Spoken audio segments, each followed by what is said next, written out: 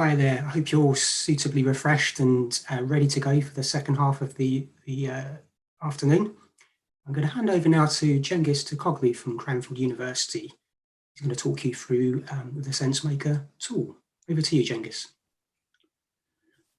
Good afternoon, good evening, good morning, everyone, wherever you are joining from around the world. Certainly the participant list is amazing.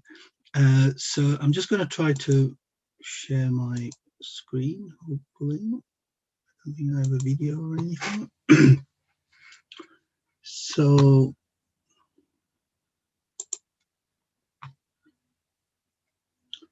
just a sound check, and can everyone hear me and also see the web browser? Yep, looks good. Yeah, all good. Brilliant. And let me also do this.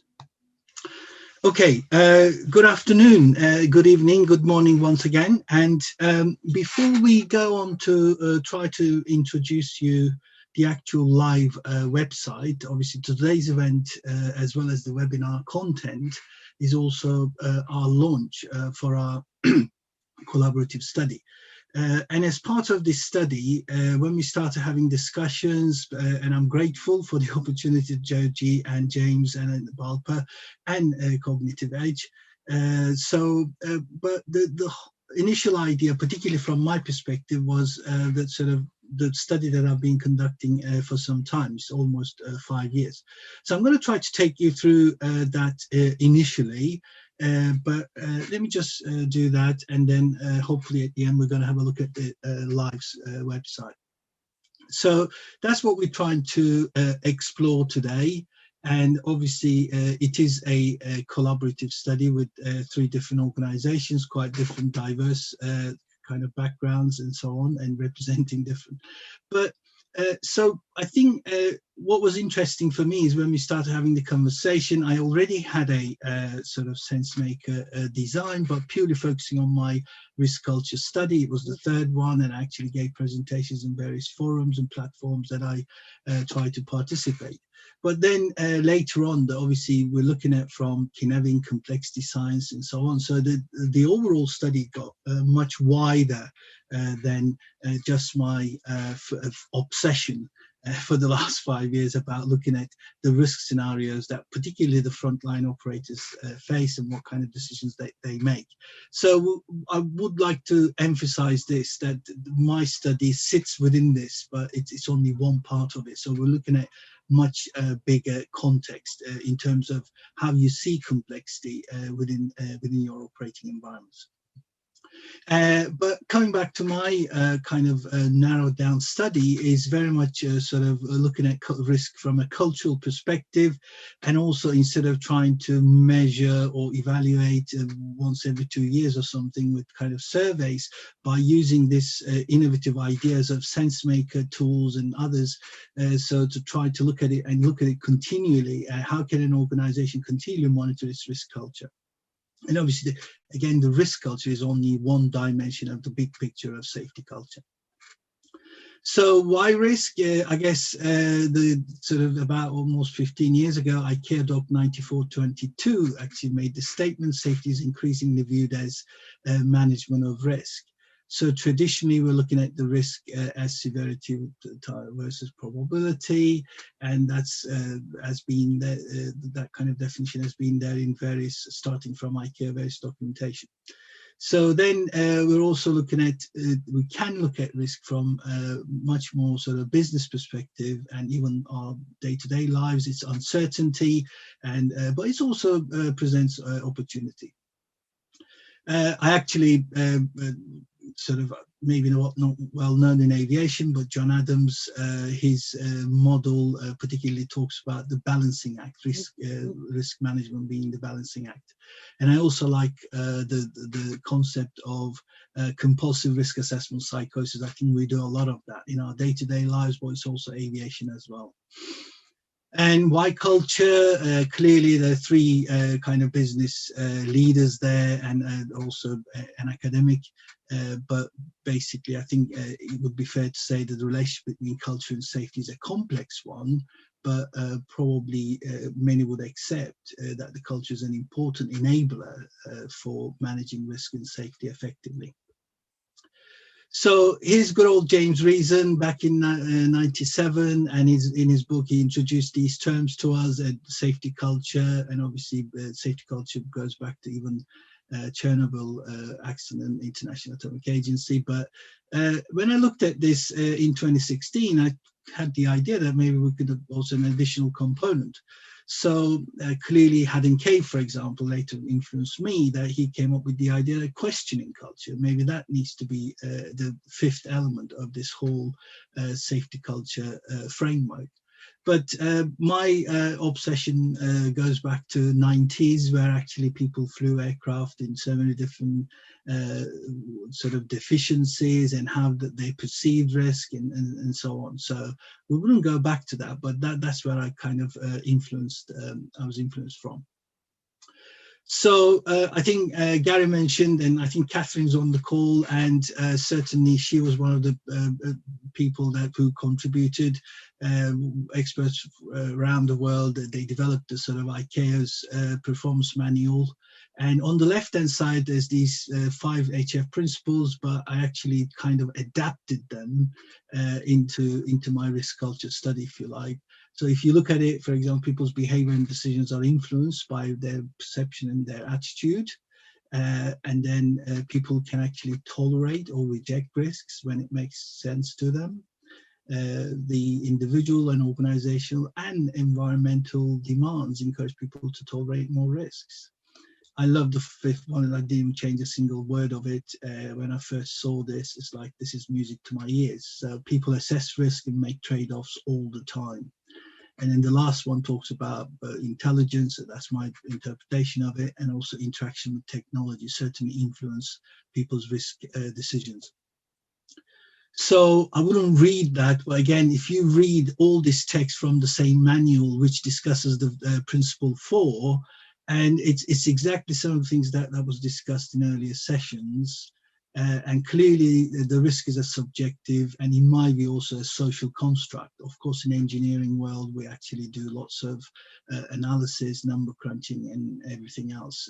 But if you think about how we made risk decisions and even policy decisions during pandemic, and I think it's fair to say that societal influence, how people make those decisions, were very clear to me. So a couple of sort of observations from some other studies, if you like. Gary talked about known unknowns and others as well, Rumsfeld's stuff. So back in 2016, there was a European study, one of the probably the most number of pilots ever just participated this study.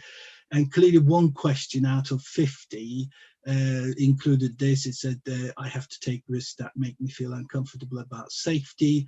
And thankfully, it's not 70%, it's only 7%, but which still equates over 500 pilots out there still believe that they have to take some risks that makes them feel uncomfortable.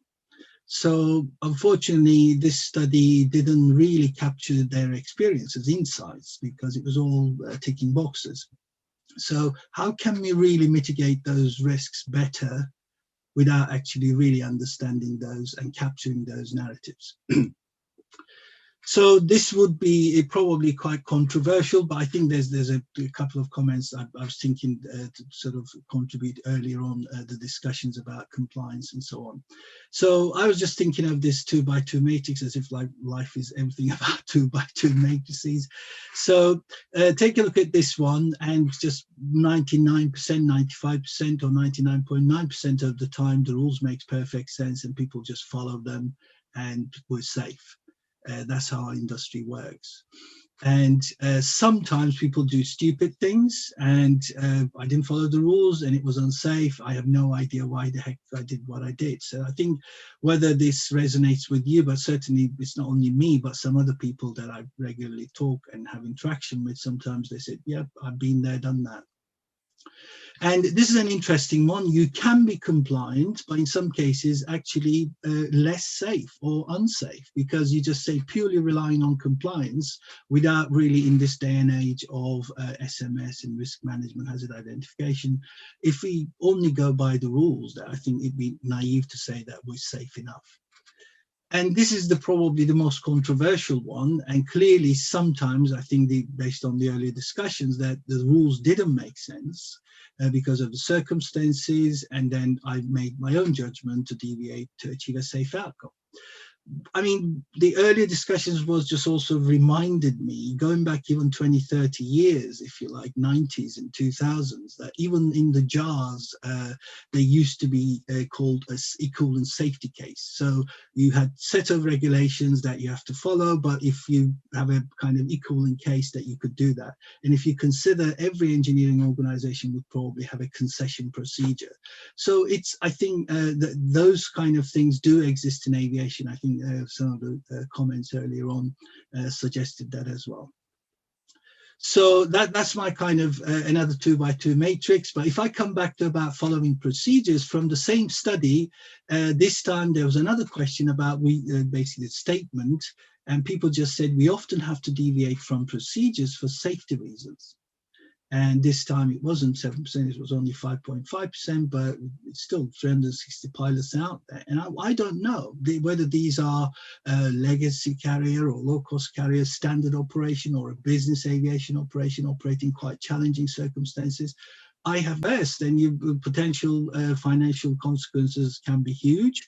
And ultimately, what we should try to strive for is an effective risk management, a bit more risk-sensible decisions. So here's some examples. Again, these are just my interpretation, but I would welcome, because some of these words may mean different things to each and every one of us. But if I start with risk ignorant, tolerate risk blindly. So it's a case of like, I don't want to know. So I don't know, but I don't want to know. Ignorance is bliss. And if you look at the risk averse, we don't understand the risk, and a risk averse choice is an immediate option that we choose easily, but there's cost implications. And then it could be risk cavalier, but this is, I think, when I presented an event 6 months ago, and the Q&A came over, somebody actually, thanks to him or her, and said, actually, there's a Star Trek quote for you, the risk is our business. That's Captain Kirk. And ultimately, what probably we're trying to do.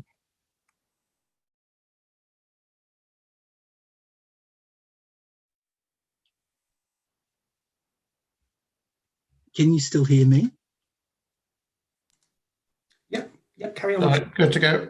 Okay, sorry. I thought I just heard a shout, but that's okay. So basically, that's my kind of interpretation of these terms. And then I was playing with this. Again, I said maybe just labeling things actually doesn't help, because no organization wants to be sort of risk ignorant and so on. But I said maybe I'd kind of blur the boundaries between these, and because that's one way of looking at it. But I said, well, what about if I give people a blank canvas and let them share their stories, and where their stories actually sit in this blank canvas? So again, on the left-hand side, poor understanding of risk. On the right-hand side, good understanding of risk. So if we collect data and over a period of time, then the picture may look like this, different patterns, just like Gary mentioned earlier on. And so if you look at some of these things, I'm going to show you only 3 examples, but these are my interpretation. You may just look at them and say, actually, that's not risk cavalier, that's something else. I would totally respect that. So take a look at this one. Basically, in my view, releasing an aircraft without operating TCAS on MEL item into an airport surrounded by uncontrolled airspace, whereas there's a recommendation not to do so, is actually quite risk cavalier attitude. You know what you're doing, but you're going along with it.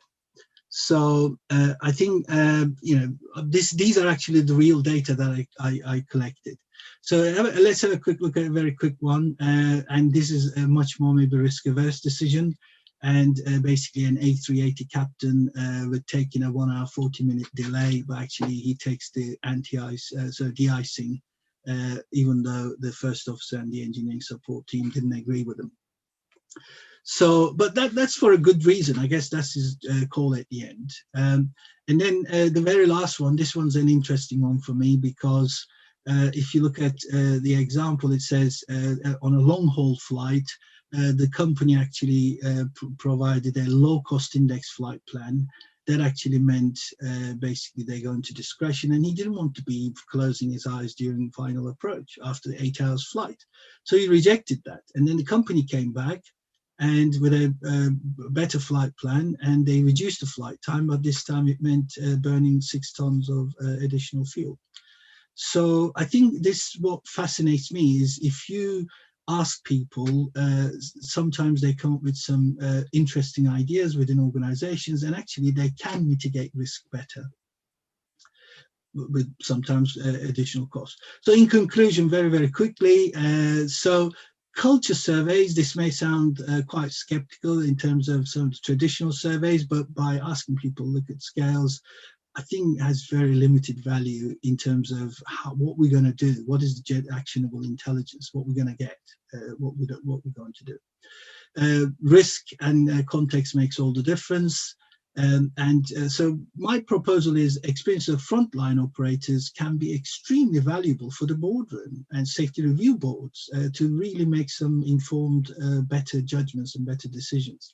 Because at the end of the day, those people, again, some people may disagree with me, but those are the tactical operational risk managers, and they're making risk decisions on behalf of the organization. And collecting such data and sharing the analysis with the leadership, and obviously we're talking about continual rather than we do these surveys once every 2 years, and actually this can be a way of, by using SenseMaker or something like that. So the third risk culture study, I just want to reiterate, this does not aim to label organizations, departments, or the professionals. So that's not the aim. I think my personal view that any of us as individuals or any organization can be in any of these states. In some cases, we do make some risk ignorant decisions. Maybe you might challenge me on that. So the idea is to identify those, and there's no doubt different individuals will have a different view, as even the ICAO manual says, but having that dialogue will help us to make better decisions. So that's the proposal, and obviously with this study, I'm grateful for BALPA, but if anyone wants to collaborate in terms of trying to do this within an organization, organizational context, I think I would love to do that. Again, we can do it collaboratively, all together, maybe even, but at the same time, I'm grateful that this study will give us the opportunity to look at it industry-wide, what the actual sort of how people look at risk.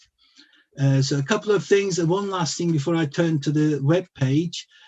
In the survey, there is actually a optional, I'm just reiterating this, optional field that allows you to put in, it could be an anonymous or confidential email address that doesn't identify your name and surname and so on. So the idea is that the survey will continue and remain open until the end of year. And at the end of the year, we will do a bursary draw for those people who are sharing their email addresses. This is basically a bit personal story, but my great uncle is actually is in Brookwood Cemetery in south west of London, and he died in a Spitfire accident during the war while he was being trained here as a pilot. So that's the history of it. So it's again optional, not. So finally, I just want to reiterate one more time that what I discuss with you here is only my perspective of what I've been doing for almost the last 5 years, but I am extremely grateful that we're also looking at as the title says, making sense of aviation safety is all about wider context, how people see complexity, because in some complex situations, maybe the risk is not at the center of those scenarios. So please do consider some of the risk scenarios, but also give us some maybe examples of much wider complex situations that you may have experienced. So if I can close that. Very briefly, what we would like to do, and please, James and Gary, I'm just going to scroll this not maybe so quickly, but please do chip in, and let's just take people through this. So the survey is basically expecting you at the beginning to give us a narrative. As it says, take some time, 2-3 minutes, have a think about, reflect on your experiences. It can be immediate, recent times, or it could be even quite a while back, because we're actually asking you when it happened as well. So try to give it a title or hashtag. We're also asking you when it was happened. And these are the bits that we're not going to go through the entire kind of each question here. But the whole purpose of it, as Gary explained, is the use of triads and dyads is to almost forcing you to think deeply and actually making those sometimes trade-off decisions, that where you actually see certain decisions being made or certain situations, because we're giving you 3 different sort of signifiers. And what do you think? For in this case, the decision was influenced by. Is it the individual? Is it the 2 people in the cockpit together? Or was it influenced by management? Second one is about sort of the pressure. Again, commercial pressure is certainly, it's a very topical issue. Again, different sort of drivers, what the pressure's driven by. And then we also discussed quite a bit about deviating from procedures and things like that.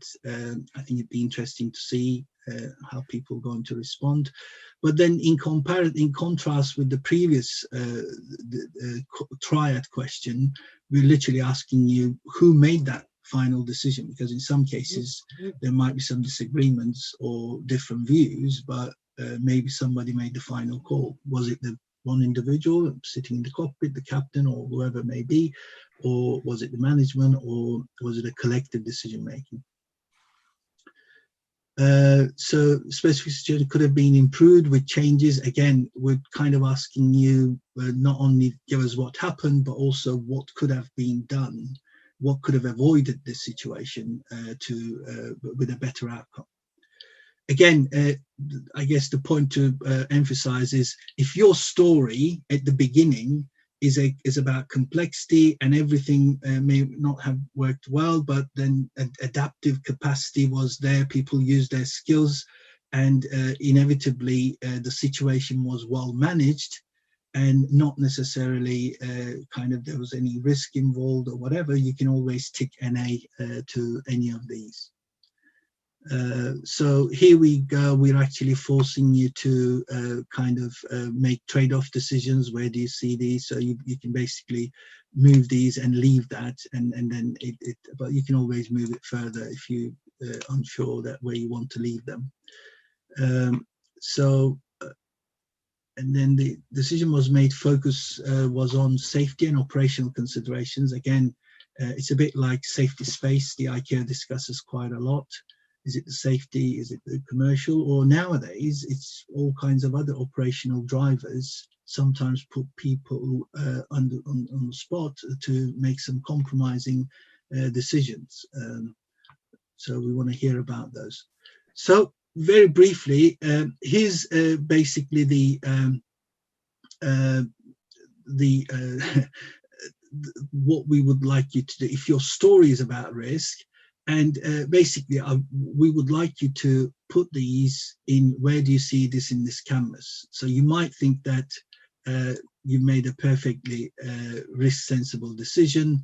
Your co-workers, I'm just making it up, right? Your co-workers might think quite something similar, but actually management might have think that you've made a very risk-averse decision, which was costly. But it could be anything. So I just want to reiterate that. Because inevitably, I think all of those risk scenarios and decisions people make, there'll be an inevitable difference between how people see, whether the frontline operators see it differently than the management. If they all see it the same way, that's absolutely fine. A couple of others, managing risk, again, avoidance, tolerance, or mitigation. And then we're also asking you in some cases 1 or 2 other additional short fields. this situation had a different outcome, one that was much worse. In a couple of ways, it described what could have happened. So if it was escalated further, what could have happened? Could it have ended up with a serious incident or even an accident? In reference to worst case scenario, this outcome, whether it's extremely likely or unlikely, case happened, we would have been totally prepared. I think this goes into the discussions about resilience, isn't it? Because, and it is a very hot topic, particularly the couple of groups I'm involved in, EASA, Human Factors Collaborative Analysis Group, certainly, and the Commercial Air Transport CAG. We've been discussing both individual and organizational resilience. And of course, they're interrelated. But at the same time, I think it's fair to say, you know, the individuals make their own decisions and how resilient they are, and they're influenced by the organizational factors. But organizational resilience, I think, much more challenging and complex as well. So to deal with the worst case occurring, we would have to you know, trust your judgment. This is the area that we're going into almost heuristics. How do you, and sometimes I think one thing that maybe to iterate about, when I was just looking at it earlier this morning about Captain Kirk and Mr. Spock, so there is an element of trying to make rational decisions, but sometimes perfectly some people make some intuitive decisions, and that's what aviation industry is good at, training people in that way, naturalistic decision making and various other concepts. So a little bit about those heuristics, tell us, and then there's some demographic questions. You know, what's your role, how many years, your current age, gender, geographic location based on ICAO. And again, if you prefer not to, perfectly fine. You can say prefer not to say, tick that box. But if you want to share your organization's name or where this event occurred, we would welcome that. Brief information. So basically, this is the bursary draw, and if you would like to take part and be considered in that draw, you can give us a name. So I think the very last one, you know, obviously we put together a kind of survey. Hopefully it's not too long and it's not too short, and it's hopefully going to capture a lot of insight. But if you have any views about the survey itself, also about the scenario itself, we would like to give you the opportunity to tell us anything else you want to tell. So I think that's it. James and Gary, would you like to add anything? Sorry, I've overrun a little bit about my presentation, but. Yeah, what we're trying to collect are not, in terms of narratives or stories, are not 2-hour Hollywood specials. No, what we're trying to collect are the things that you guys talk about at the bar. So maybe it's 1 or 2 minutes is all you kind of talk about. Here's that something happened. This is why I'm happy. This is why I'm ticked, whatever. But then to fill it out really shouldn't take no more than 5 to 8 minutes max. That's we're finding is the balance point between gathering enough information, but then making it easy that people find it. I can fill this thing out and be quickly and move on to something else. Okay. We also kind of want to talk about that experience. So you don't want to get into generalizations. Generalizations would say that, well, this is a 6. We don't know what to do with a 6. But if you give us a 10 or a 2, that really helps us understand. Okay. I think we're at the time now because we got about what 3:47. Is that right? UK time. I'd like to now. We put the link up on the chat panel. Hopefully, people are in there, and we're going to keep the Q&A open. And we'll address it. Hopefully, you can get in there, go and look at it, and make at least one entry. If you can do more, that's great. And we'll have the ability then to come back and just see who actually, not who, but how many entries were actually made in the next 15, 20 minutes. All right. Okay. So if I stop, I think you put the link on already, Gary. Yes. Excellent, excellent. Okay. So let's start doing something. We said this is going to be active. We want you to go in there and start making entries, and I'm going to start monitoring on the dashboard the entries that are coming in. Okay. Any Q's and A's, just let us know. All right.